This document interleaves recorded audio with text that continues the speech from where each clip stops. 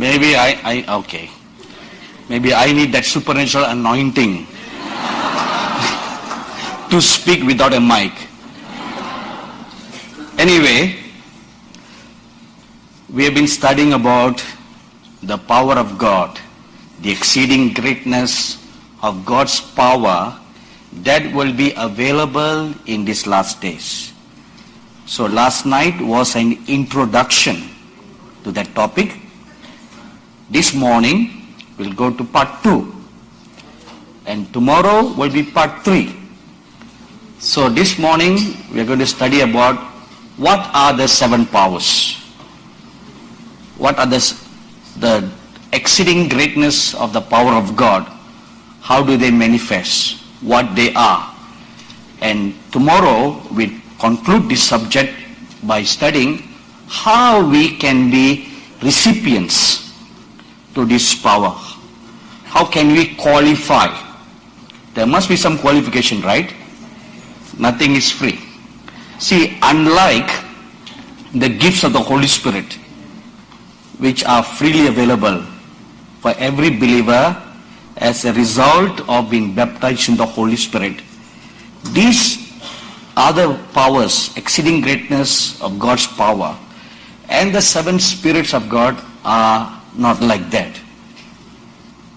We have to live a life that will qualify us to be endued with that power.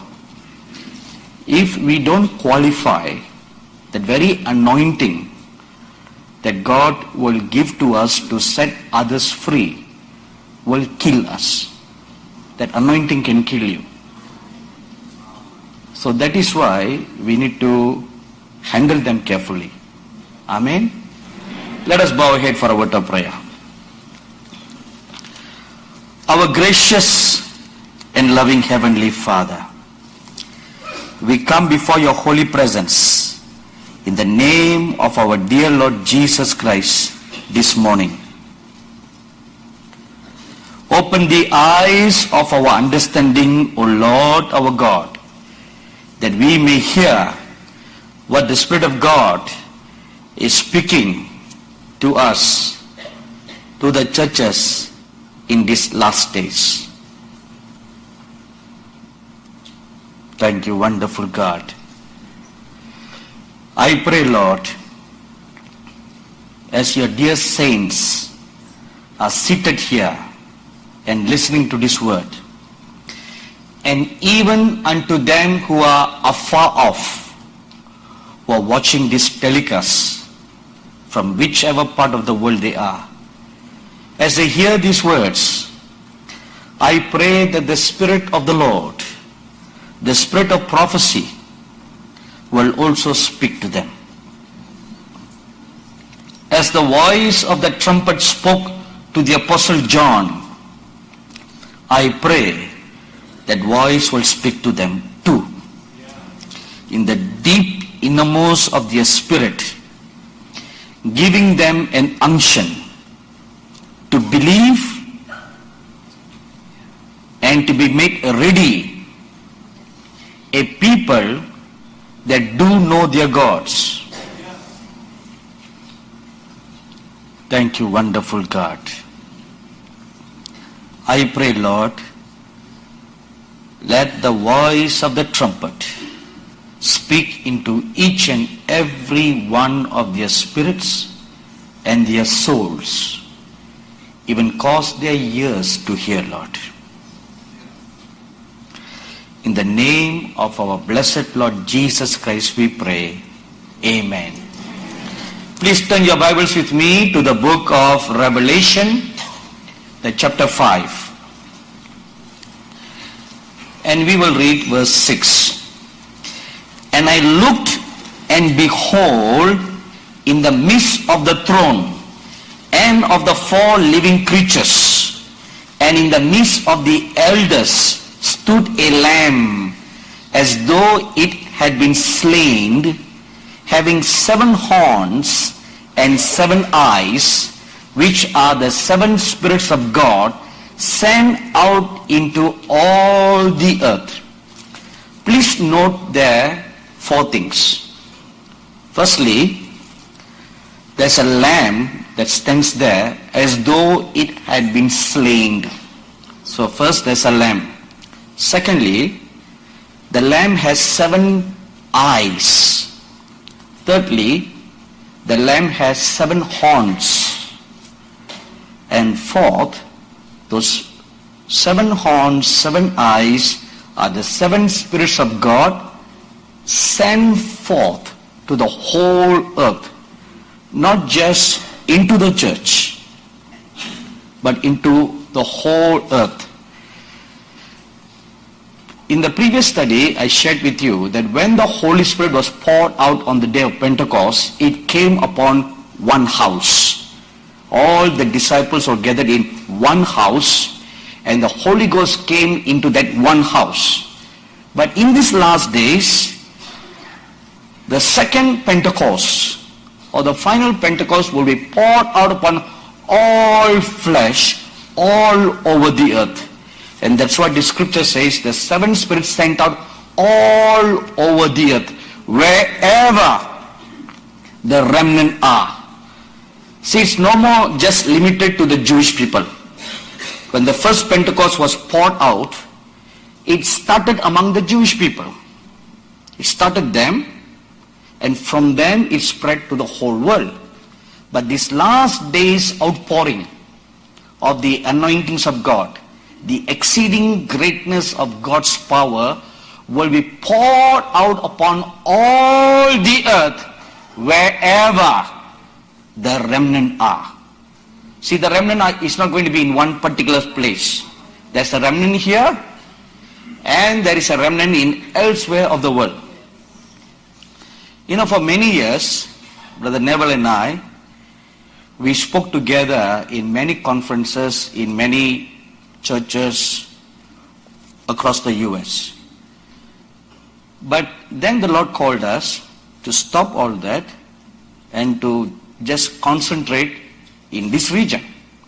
Because God said He has selected this place among many other places. He has chosen this place, Lancaster, to be like a place of refuge in the end times. A place of refuge, a place of safety, and a place to demonstrate the powers of God, and the place where God's glory will come to abide. As such, the Lord told us, use this as a training ground, and God will bring the remnant to this place. Sometimes it's quite difficult to go from place to place just preaching and conducting meetings in one local church, you know. It's impossible. And we don't have that much of time today in these last days. We don't have 2,000 years at our hand. We have a short time. In this short time, instead of just going to speak in one church here, one church there, the churches should combine together. In one locality, combine together and do like a citywide meeting. That's what we do in India. I don't go and speak in one particular church. When they invite me, we'll ask all the churches or most of the churches in the town, in the city, to join together and sponsor a citywide evangelistic meeting or a citywide conference. In this way, 2 benefits are there. One, we are fostering unity among the churches. Secondly, the collective body of Christ is benefited, not just one local church. So in the same way, the Lord told us, stay put here. I will bring my remnant to this place. And here they will be taught and they will be healed by the Lord Himself. So that is why our Pastor Joe Sweet conducts this annual conference here. And God brings all His remnant, wherever they are. Not only from the US, now many people from different nations have come. And not only that, people are watching live webcasts all over the world. The remnant. Amen? We don't want the traditionalists. You know, the traditionalists can all their life quarrel and fight over dry, dead eat bones, like dogs. You know, the dogs don't go after the meat, you know. They go after dry bones. Why they like dry bones, I don't know. Do you? When they can eat the meat, instead of eating the meat, they'll fight over dry bones. Have you seen that? Now they even have toy dry bones for the dogs to chew all the time. Even for toys, they don't make them like toy meat. They make toy dry bones. So, there will always be Pharisees and Sadducees in the body of Christ. Like the spirit of Nephilim that lives forever and ever, the spirit of Sadducees and Pharisees also live perpetually.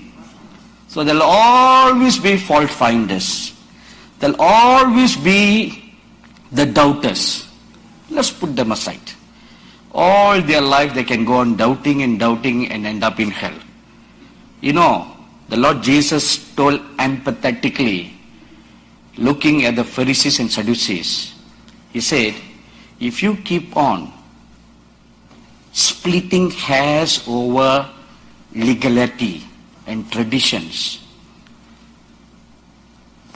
not the Republican, I don't know why in the world I always keep on saying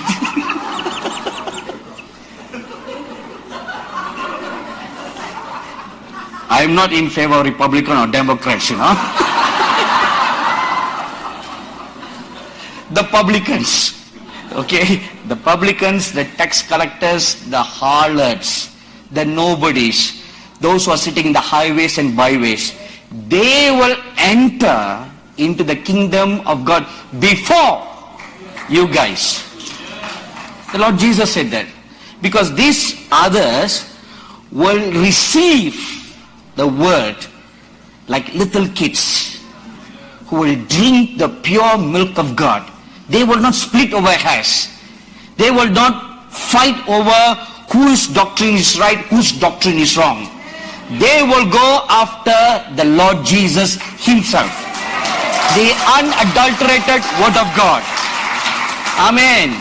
God is raising up in these last days a company of remnant who will be so in love with the Lord that they don't want anything else. See, when I got saved, I didn't know that it was a Seventh-day Adventist church that organized the evangelistic crusade. I was a Hindu. You know, to me, there's only one Christianity.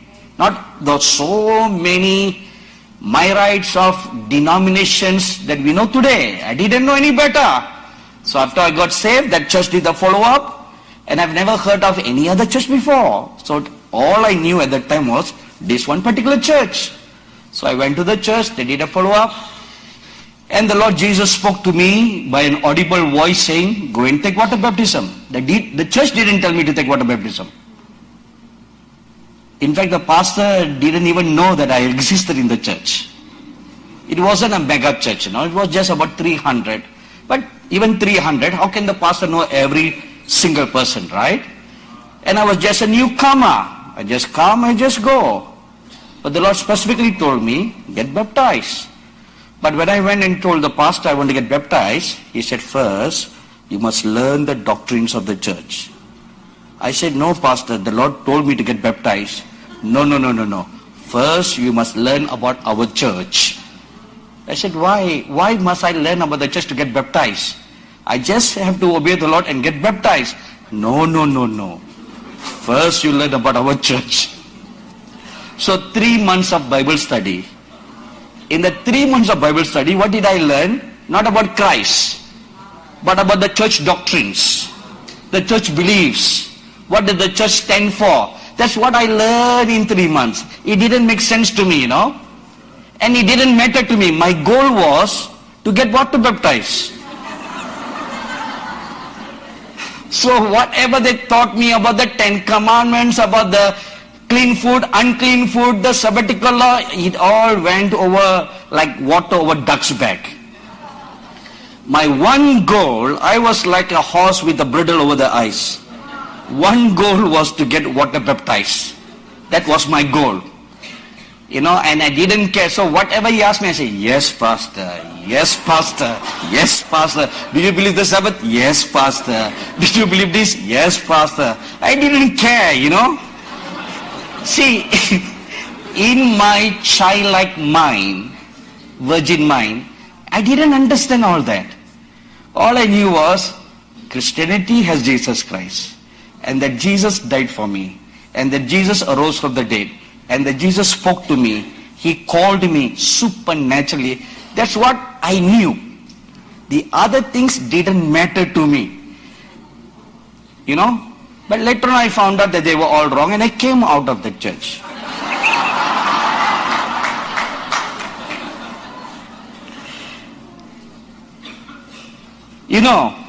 So we don't have to split hairs over all these things. What matters at the end of everything? Let me give you one good example.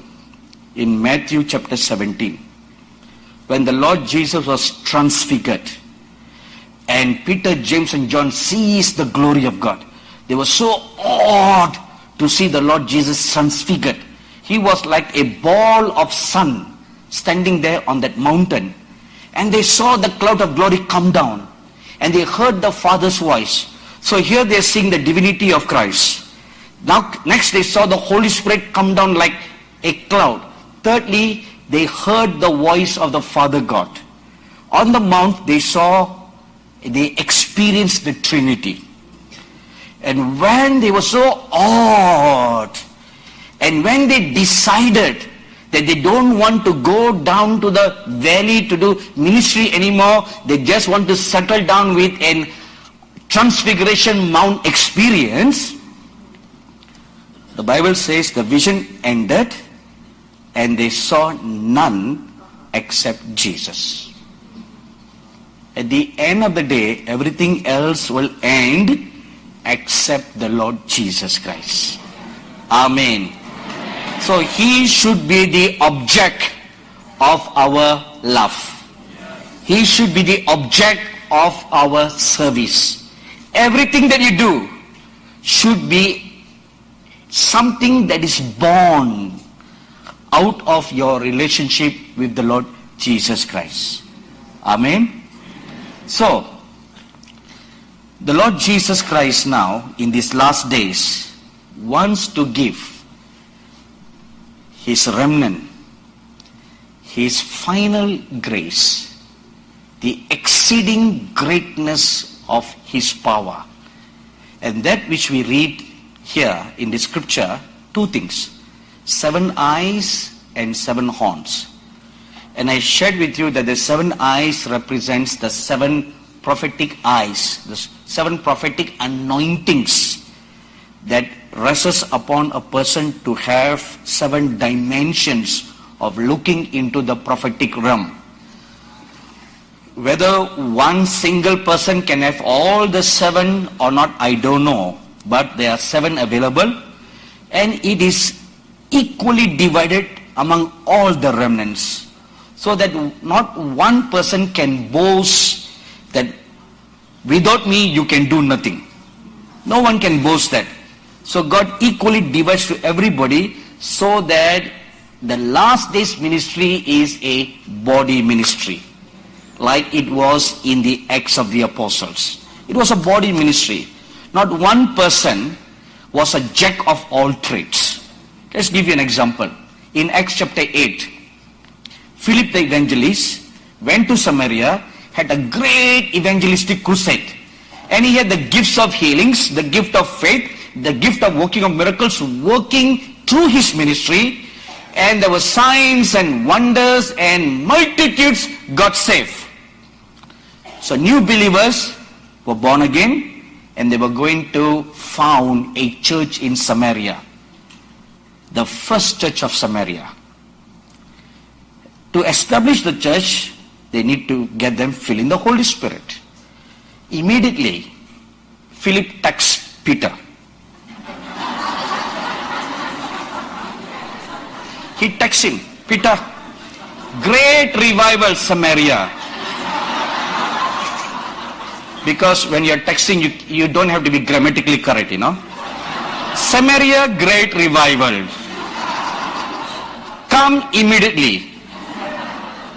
That's all. Text message went. As soon as they got the text message, they hop on the next available jet. And they came to Samaria. When they came to Samaria, they understood what was happening. And the Bible says, Peter and John laid hands on the new disciples for them to be filled in the Holy Spirit. Why couldn't Philip do that? That was not his gifting. He could have done it by faith, but he didn't do it. He waited for the apostles to come. Some specialists, another specialist to come. See, it's a body ministry.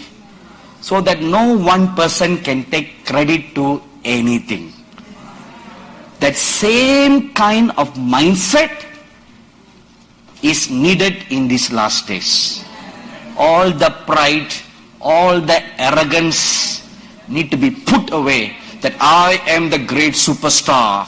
I am the healing specialist. I am this specialist. I am that specialist. All that must be gone. Remember, the last days remnant must be a faceless, nameless, and selfless generation. To such a people, God will entrust these awesome powers. Even heaven has not seen yet. Can you imagine? I hope you tried to imagine last night what it means that heaven has not seen yet. It has not seen yet because it has been kept hidden from the ages to be revealed in these last days. There is an anointing in the horn. The power of God will manifest in the horn. Look at Psalms 92 verse 10. It says, but my horn you have exalted like a wild ox. I have been anointed with fresh oil. In June of 2014, I was conducting a conference in India. One day as I was praying, the Lord stretched out, a hand stretched out, a little golden bowl about this size. And I noticed on the golden bowl, it was very pure, very clean, and very transparent on the outside and on the inside. You know, in fact, light was shining out from the bowl all over. That's something amazing about things of heaven, you know. Everything has light in it. And the light shines out of it like that object is very translucent. It's not translucent, it's solid, but yet light shines out from everything. And at the four corners of the round bowl, you know, in a round bowl you can't have four corners. But let's say, okay, forget about corners. In the 4 points, 4 points of the round bowl, I saw a figurine like a wild ox, and it seems like the ox was bearing that bowl. I've never seen anything like this before, you know. And there was a liquid in that bowl, and the liquid, at first I thought it was oil, but when I looked at it very closely, it was not oil, it was light that was liquid. Have you ever seen light that is liquid? No, because you are living in this world. The things in heaven, everything is amazingly indescribable. It looked like oil, its formation and its movement were like oil, but it was not oil. It was actually light. And the appearance was like how oil looks like. Golden, and it was just in that bowl, and I looked at this ox. It was alive. It was moving and turning its head. I've never seen anything like this before. And for once I thought this must be something from the devil. We always do, don't we? We always do. Anything that we have never known before, anything that we have never understood, must be the devil. And our mind will immediately race to something else. Where is it written in the Bible like this? Right? So while my mind was racing, trying to fit this into my box theology. That's what we all do, no? Our box theology. We try to fit it into what we knew, which itself is very limited. Our understanding is very limited. And this ox was moving and turning its head, looking here and there, and I just didn't know what to figure it out. And this vision I saw in the midst of a conference that we were organizing during the Feast of Pentecost in India. And it was after this oil was poured upon me. See, when the oil was poured on me, it also entered inside me. I was given to drink and poured on my head at the same time. After that, I received this revelation about the 7 horns. Then I saw the scripture that my horn you will exhort like a wild ox. So there is a scripture, isn't it? See, there is a scripture, the wild ox. There was this wild ox. And I will be anointed with fresh oil. Amen. So, what is a horn? We read about the 7 horns. What is a horn? The horn, the word horn, in Hebrew is keren. Keren, K-E-H-R-E-N. And keren means a horn as something that is projecting by implication. It resembles like an elephant's tooth, ivory, or a corner of the altar, like a peak of a mountain. And listen to this, a ray of light. You see, what I saw, now you have this from the original Hebrew, a ray of light. And it also refers to power. Now the Greek word for horn is keras, K-E-R-A-S.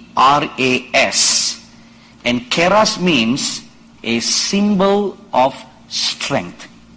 So, both the Hebrew and the Greek words define a horn to be something of a power and strength. So, if we put these two together, what it means is strength and power is always equated with the symbol of a horn. Now let me give you a few scriptural evidence for that. 1 Samuel chapter 2 verse 10, 2 Samuel 22 verse 3, Psalms 18:2, 89:17, and Micah 4:13. All these scriptures show that strength is always connected with or related to horn. Wherever horn is mentioned, it is always associated with strength.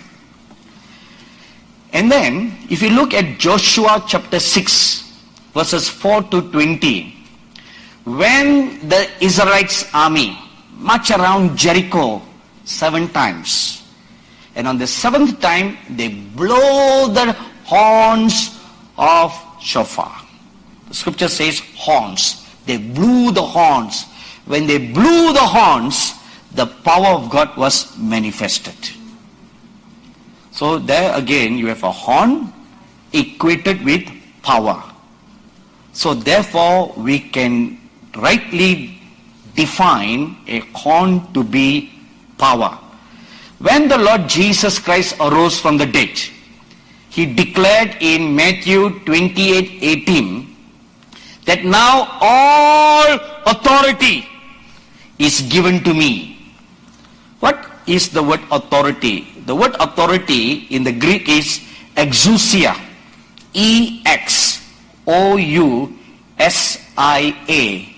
It means a force, a delegated influence, power, and strength. So the Lord Jesus saying, all, not one, not two, all. And the number 7 in the Bible signifies completeness. And completeness means all. Agreed, everybody? So completeness is the number 7. And the Lord Jesus saying, all authority is now given to me. All the power, all the force, every delegated influence, power, strength, unlimited, is now given to me. Amen. And that all authority and power is manifested as the 7 horns that were found on the Lamb. Now this is the Lamb that comes and stands before God to receive the last day scroll. So now we need to ask another question. So we understand that the 7 horns represents the powers of God. So what are they? Number 1, the 7 powers of God, the 7 horns.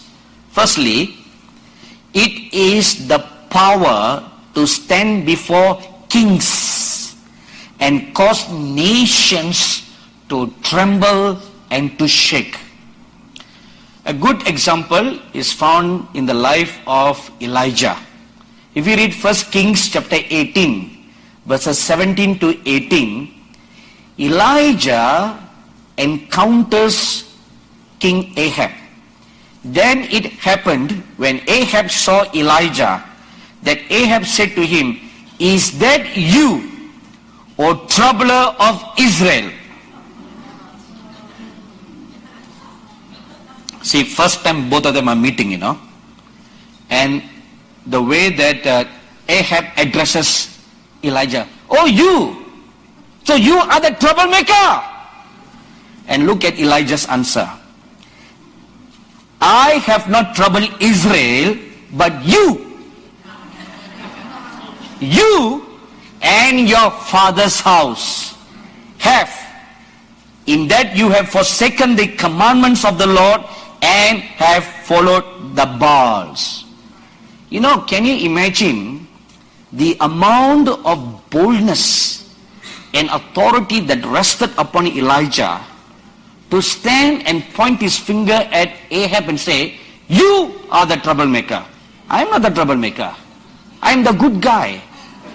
It is you. It is because of you that all this mess has come upon the land of Israel."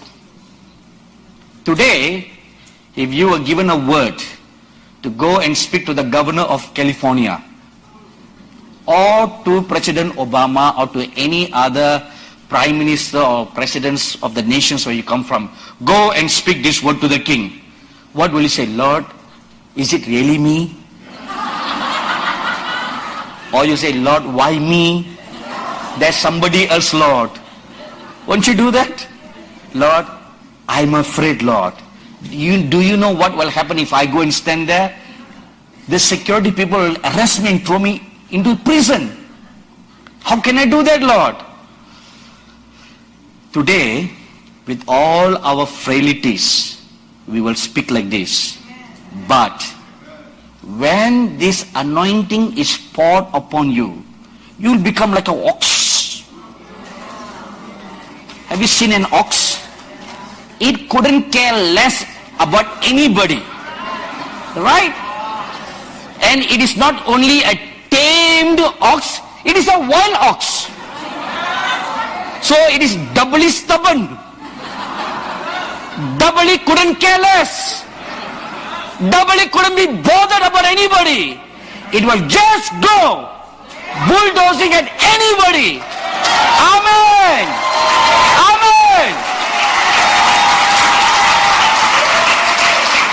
That is the kind of boldness and strength that will come upon you, that will make you so strong, so bold, that you couldn't care less about anybody. Be it the king, be it the prime minister, be it anybody. Your knees will only bow to the Lord Jesus Christ, not to anybody else. Amen.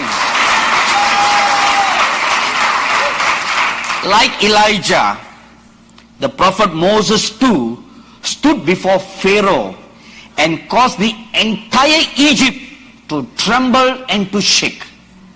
You read all about Moses. I think you know more about Moses than any other Bible characters. In Exodus chapter 5 verse 1, you read about the first encounter between Moses and Pharaoh. And Moses comes and stands very boldly before Pharaoh and tells him, "Thus says the Lord, let my people go." And the Pharaoh said, "Who is this God? I couldn't care less." And Moses wouldn't take that as a no for an answer. He keeps on speaking. See? And look at the Lord Jesus Christ. Somebody came and told him, "Be careful, Herod is seeking your life. Go and tell that fox." Look at him. Can you imagine pointing a finger at the White House and say, "Go and tell the snake"?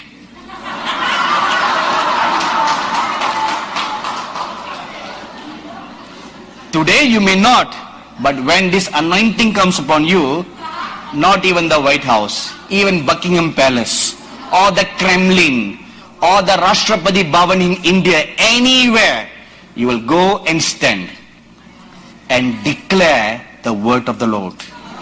Amen. And you will speak, "Let my people go." Because as it happened during the days of Moses and Elijah. Now what happened in these two eras? One, the government made the people slaves. Moses era. Secondly, the Elijah era, the government made the nation an idolatrous nation. So they were all under spiritual bondage. So then came these two prophets and they spoke boldly at those in authority, "Let my people go and set this nation free from all kinds of bondages." That's the first power. The second power, power to change nature and command it to obey.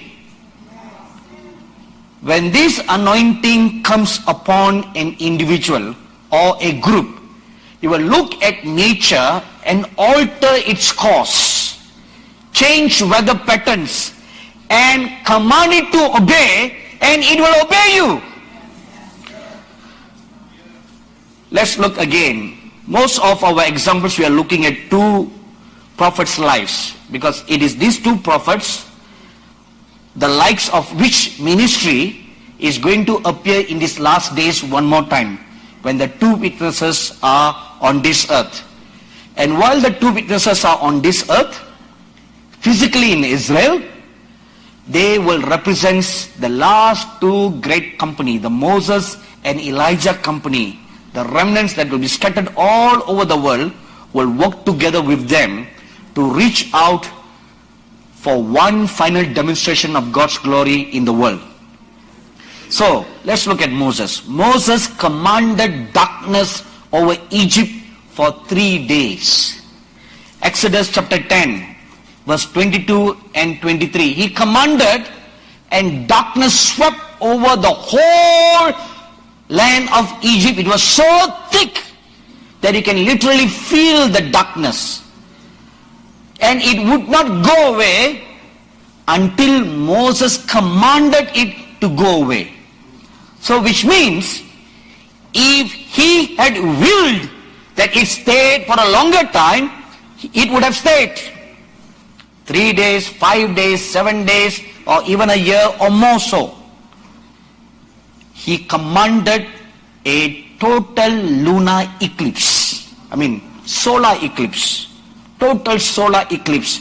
Not only total solar eclipse, There was also a total lunar eclipse.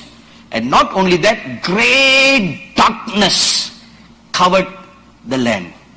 Here you must ponder for a moment now.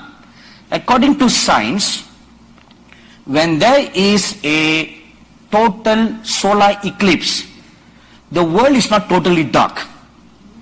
Right? But here the scripture says, great darkness covered the whole earth. So it is something supernatural, but was manifested tangibly in the natural, that it covered the entire land of Egypt, and this darkness can be felt. Secondly, Elijah. In 1 Kings 17:1 we read, he commanded the rains to stop raining upon the land of Israel, not for 1 day, not for 2 days or 3 days, but for 3 long years. And he said, it will only rain when I command, which means the weatherman has no power. Every day when you turn on the news, the weatherman will say, we hope it will rain today. But who knows? Every day they will say that, we hope it will rain today. We are trying to seed the clouds, causing rain to come. No matter what seeding you do, it will not rain until you speak the word. God will give that power and the authority. You look at Joshua. The Bible says, he commanded the sun to stand and the moon to stand. These are huge planetary objects. And the sun is 93 million miles away from Earth. At least the moon is close by. 220,000 miles away.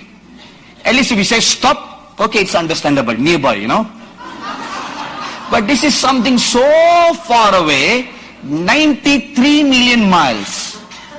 How can a man standing on planet Earth, in one small nation on planet Earth, and he said, sun, stand! It obeyed. How is it possible? That we will study tomorrow. How is possible? Because it's not just the speaking of that word. You need other help too. You need to work together with other people for all these forces to work together. When this power manifests, it will command weather changes to pronounce judgment and to cause deliverance.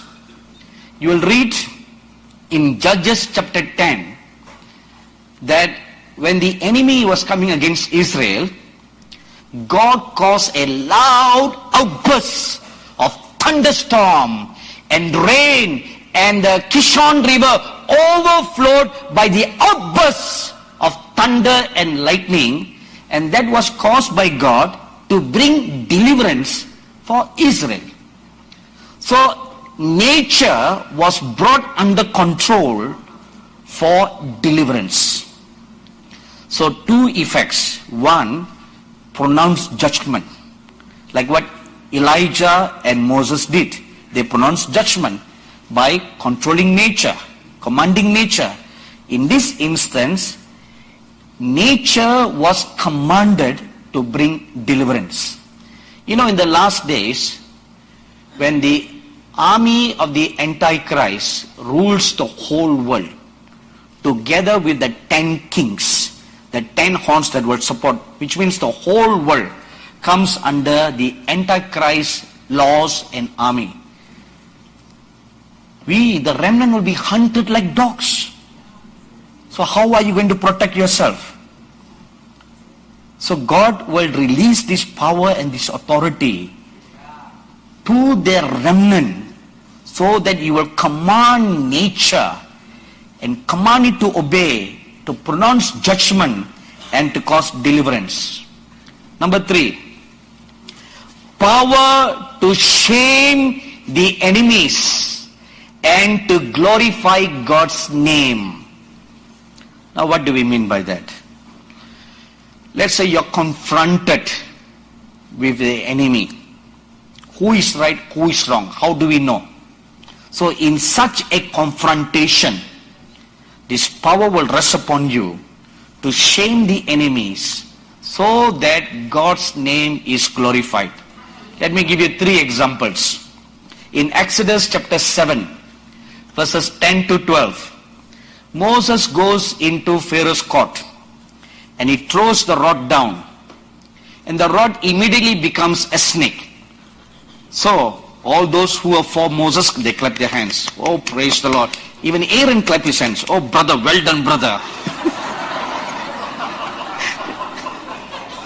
And you know, historical records tell us the snake is not an ordinary snake. It's a 10-foot black cobra, which is worshipped by the Egyptians. They don't worship the small snakes that we run away with, you know. Not the small ones. Huge 10-footer black cobra whose one kiss will scare us to death. So when Moses threw down the rod, it became a huge cobra. That is why in Exodus chapter 3 you read that he ran away when he saw that. Because it's a huge black cobra. Things that will frighten. Come on. Are you telling me that you will stand and say hi? You will be the first person to speak like Usain Bolt. Better than him. So, when he threw down the rod, it became a 10-foot cobra, and Aaron, feeling so great, he put his hands around his brother. Well done, brother. Well done. Now we can leave this palace with all the children of Israel. And the Pharaoh was seated on his throne. He looked. That's so big deal. Hey, magicians, come. So those big, burly, bald-headed, big tummy guys, you know.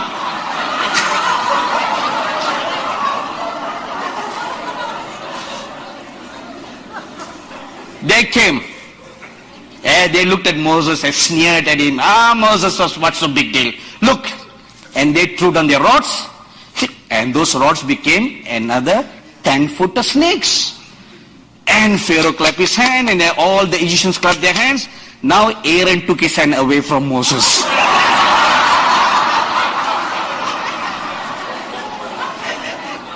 He took his hand away from Moses, getting ready to sprint. Okay, I would like you to imagine this scenario now. Here on one end, you have Moses snake. On the other hand, it's like a world wrestling fight now, you know.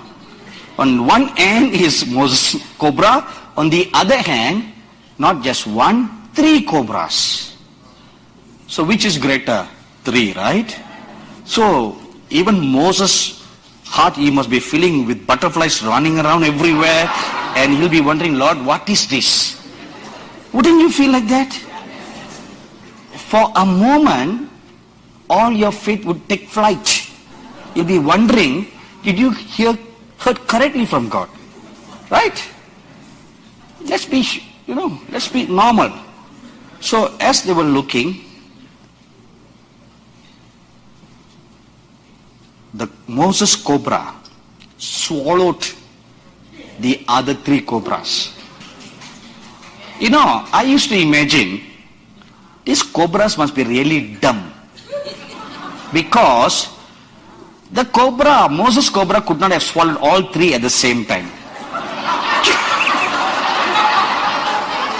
One at a time. So when the cobra was swallowing the first cobra, why didn't the other 2 run away? Right? Why didn't they run away? See, the answer is this. When the power of God is in manifestation, it will arrest the enemy. Amen. It arrests the enemy, So that there is no escape for the enemy. You know, science tells us when a lion roars 8 miles away or 4 miles away, 8 kilometers away, the prey of the lion will freeze with fear and terror. And the animals cannot move anywhere, they're just frozen.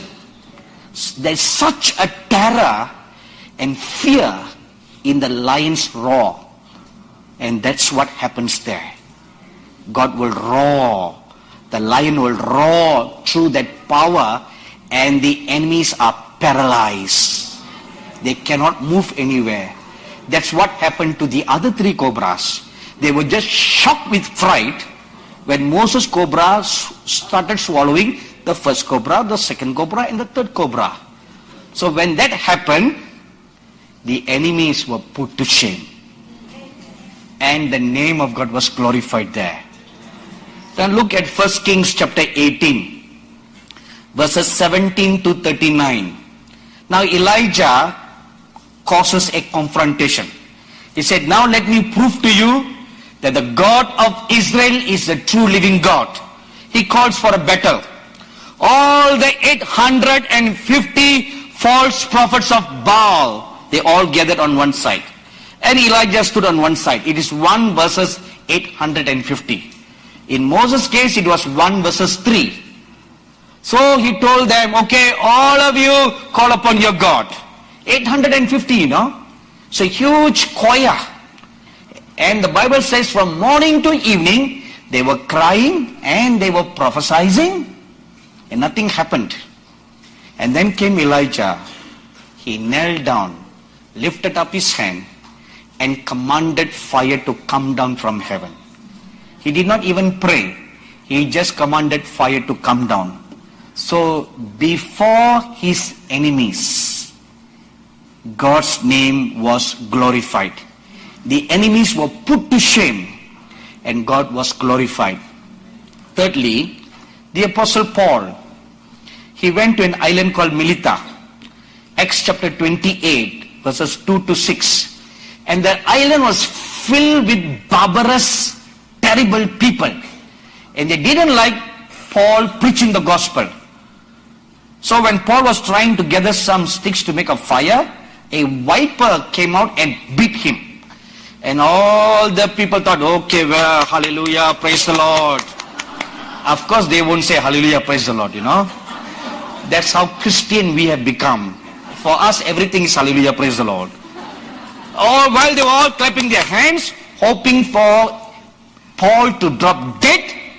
And Paul, look at this behavior, no? He just looked at this and, oh, snake.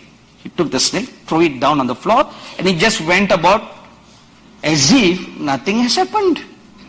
That's how you will behave. The thought of fear will forever be removed from you. Amen. You will not fear. You will not fear. Even if a lion comes, a tiger comes, a bear comes, whatever it is, you are thrown into a lion's den, or you are thrown into anywhere, a pit of snakes. The when this anointing rests upon you, the very thought or concept of fear is not in your minds at all. You will face your enemies boldly, as if it's nothing. When Daniel was thrown into the lion's den, that's another good example how this power manifested in his life. He slept peacefully all through the night, using a lion as a pillow. Right? He used the lion as a pillow. Now, which of you will go to the San Diego Zoo and volunteer to spend a night with a lion? Any volunteers? In the morning when we come to look for you, we will find you resting in peace. Permanently resting in peace for good. You'll be screaming and shouting at the top of your voice to get out. Right? But in the last days, when we are thrown by our enemies in whatever situation, that when this anointing is resting upon you, you will not fear anything. Because there is another characteristic that this last days army must possess. That is love. Love conquers everything. The love of Christ that will so rule your heart, and perfect love casts out fear. There's no more fear. No more fear of anything. You know, I remember once reading in the life of Prophet William Branham an incident. He was walking somewhere, I don't know whether it's in a jungle or somewhere, and a wild ox came charging at him. And for a moment, he was frightened. Then he suddenly remembered what the Lord told him, and he allowed the love of God to fill his heart and flow out from him. The moment he allowed his consciousness to be filled with the love of God, the first thing that happened was fear departed from his heart. Fear departed from his heart. See, perfect love casts out fear. The second thing, love then flowed out from him towards the charging bull. The bull came charging at high speed and just stopped a few feet away from him. And just looked up at him like a cat will look up at its owner. That's love. Anybody wants to be a matador?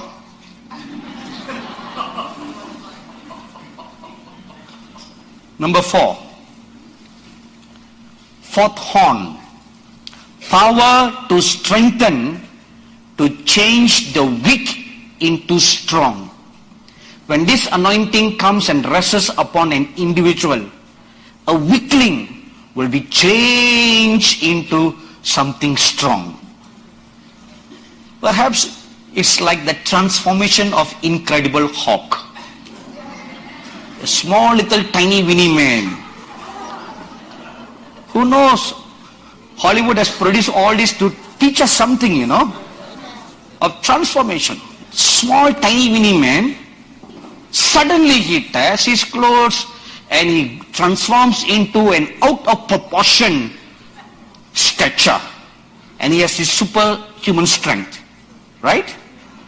Another example, Superman. Clark Kent always needs a telephone booth. Right? He look for a telephone booth, he runs inside the telephone booth and he pulls out his clothes and he comes out with cape. So all this while, where was the cape? Hiding inside?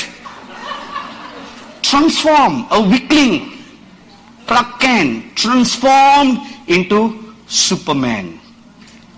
So when this anointing comes, it will change a weak person into a strong person, so that the God's people who were captured can be set free, and to also tear apart the Antichrist armies, mouth, legs and hands.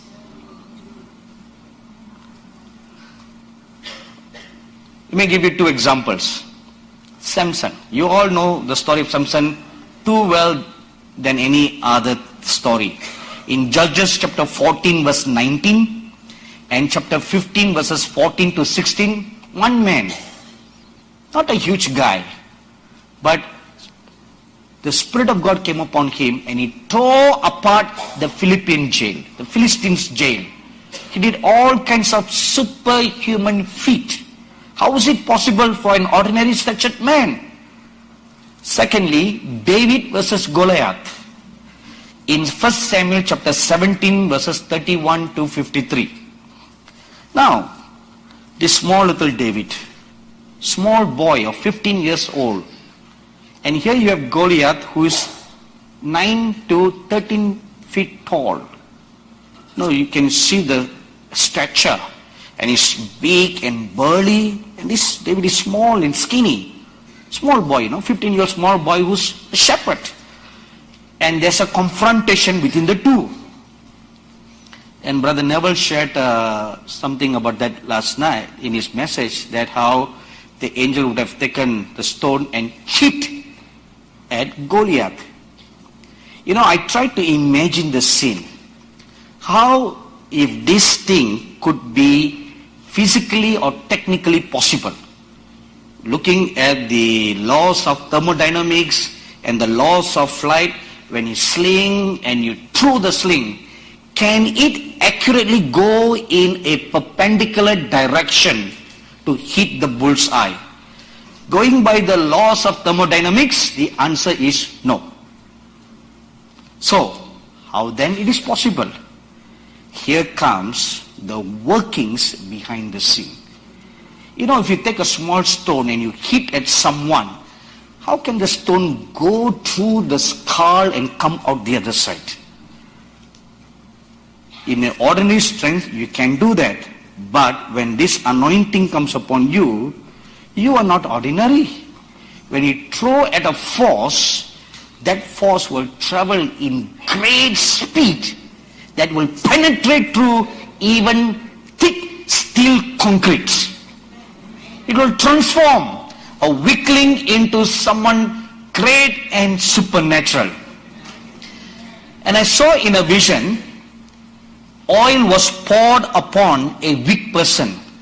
As soon as the oil was poured upon the weak person, that weak person became strong and bold, and he went out to break prison bars and to set the captives free. In these last days, when the army of Satan is going to capture and throw some of us into bars, either for preaching the gospel or for not taking the mark of the beast. You are going to be in the bars waiting for execution. Just like what you read in Acts chapter 12. Peter was thrown into the prison waiting to be executed. But the Bible says he slept peacefully through the whole night. Whereas the church was so frightened, they were praying the whole night. What made Peter sleep through the whole night? Because the Lord Jesus said, he will die in very old age. At that moment, he was still very young. Like what Americans say, 80 years young, 90 years young. When do you ever get old? Okay, so Peter remembered that. So he knew, okay, my time will not come now. Because the Lord said, when you're old and you cannot walk, people will carry you. So that means he will live long till the time that he cannot walk anymore. So which means I'm not going to die now. So if I'm not going to die now, why sit up and pray? Let me sleep too. So he was sleeping. And then came deliverance in the middle of the night. In the same way, when we are thrown into prisons, some of you endured with this power will go. Now many of these powers will work together, like supernaturally teletransported from place to place, and you will break those prison doors, set the captives free. Amen. You will set God's people free. Not the captives, meaning God's people free. And this will also command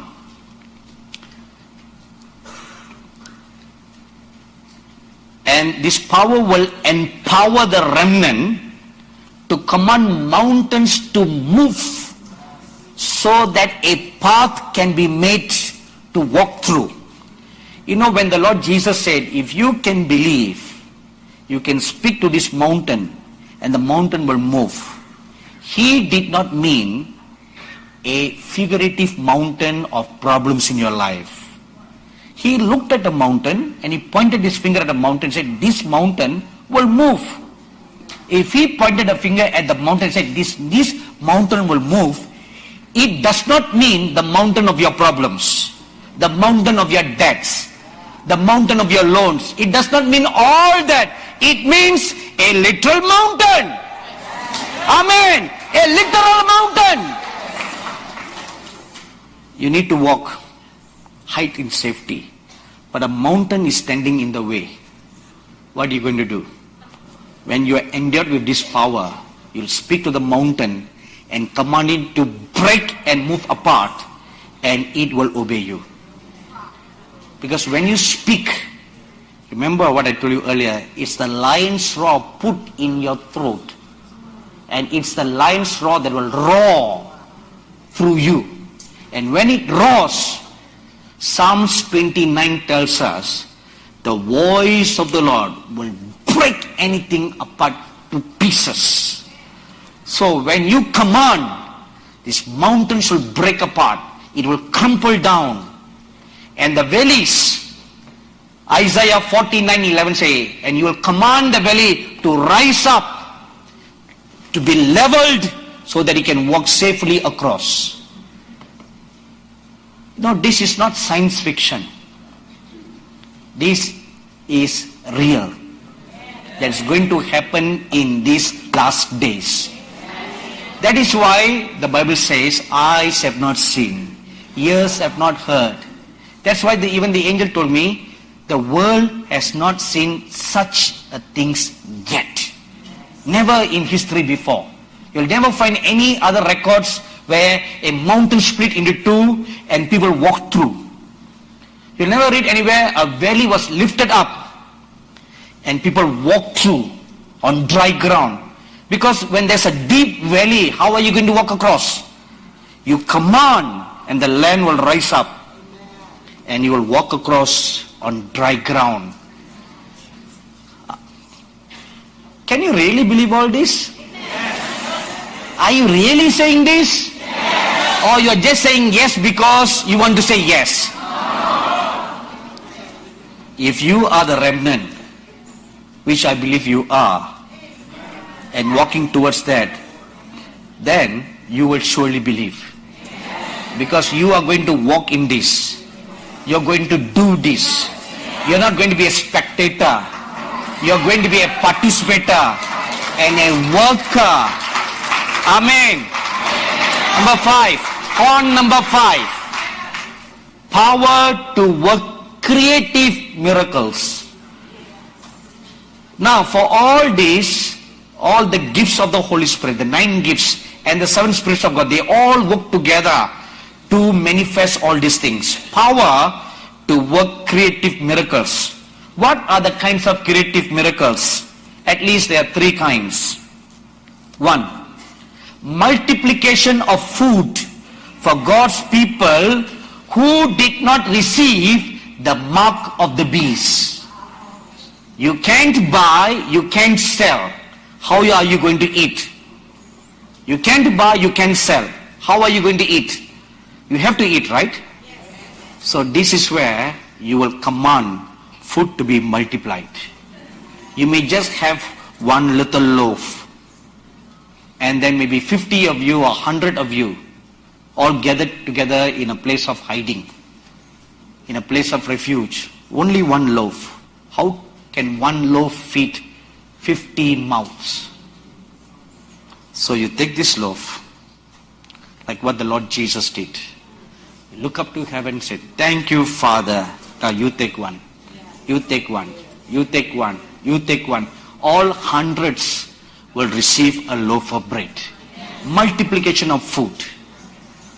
The second is commanding food